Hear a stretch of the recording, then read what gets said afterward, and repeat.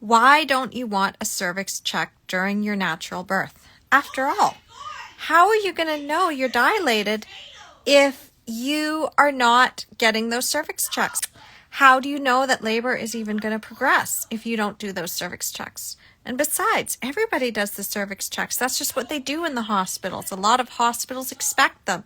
Even midwives at home birth seem to expect them. So why don't you want to do them? Okay. Here's the scenario that you really need to understand. And if you want to know more about natural birth and the misconceptions about true natural birth, I do have a free mini guide that's on my website. Just go to empoweringmomsbirth.com/freebies and go get the 12 misconceptions about true natural birth. All right, so back to what I'm saying though. Here's the scenario. You are in a nice dark room with your partner, and they are going to town on you. You are feeling sensations that you didn't even think possible. Oh my goodness, it is the most intense moment of your life. And you know that, oh my goodness, this orgasm is going to be a bigger orgasm than you've ever experienced.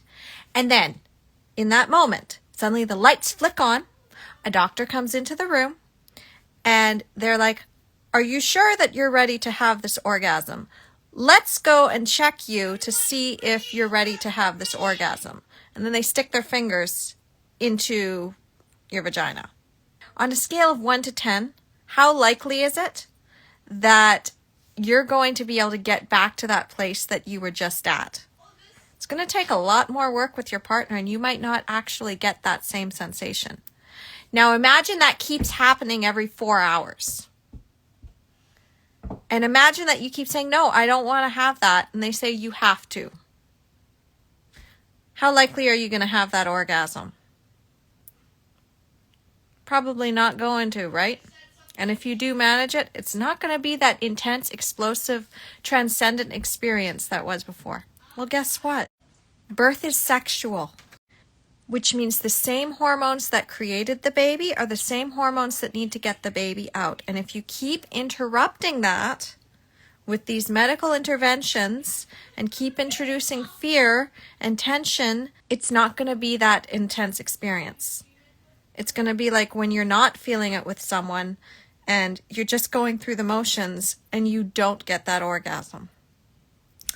So say no to cervical checks if you are wanting a physiological, true natural birth experience, and recognize that the same energy that gets the baby in is the same energy that gets the baby out.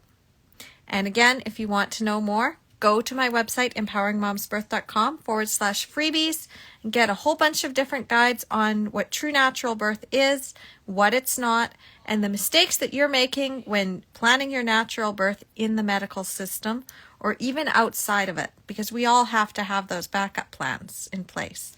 And if you're going into the system, you need to know which backup plan to use and how to still advocate for yourself if you want to call in that medical help. You don't have to go it alone. I'll talk to you soon.